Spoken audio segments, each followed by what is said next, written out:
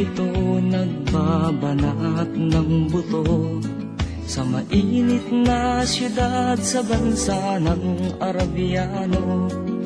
Anong hirap talaga ang kumita ng pera, kakapal lang yung kamay, masusunog pa ang kulay. Sa aking pagtulog ang laging iniisip, bumilis na ang araw upang ako'y makabalik. Itinigil ang bisyo, alak, sugal, sigarilyo, upang makaipon magtitiis na lang ako. Napakasakit, Kuya Eddie, ang sinapi ng aking buhay. Napakasakit, Kuya Eddie, sabihin mo kung ano ang gagawin. At ako ay natuwa, sumulat ang aking anak. Ako ay nabigla at agad ay lumuha. Itay, umuwi ka, dalian mo lang sana. Si inay ay may iba, nagtataksil sa'yo, ama. Napakasakit, Kuya Eddie, ang sinapi ng aking buhay. Napakasakit,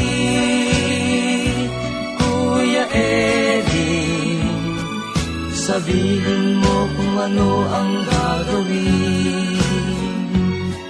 At ako ay umuwi, gabi na nang dumating ang dalawa kong anak sa malayo nakatingin. Matay na mumula, halos nakapikit na. Ang kanilang kamay may hawak na marijuana. Ngunit ang masakit, ako'y nagtataka. Dalawa naming anak, bakit ngayon ay tatlo na?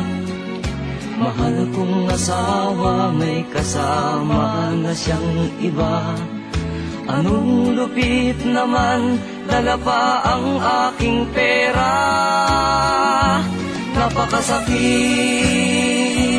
Kuya Eddie, ang sinapi ng aking buhay. Napakasakit, Kuya Eddie, sabihin mo kung ano ang gagawin. Napakasakit, Kuya Eddie, ang sinapi ng aking buhay. Napakasakit, Kuya Eddie, sabihin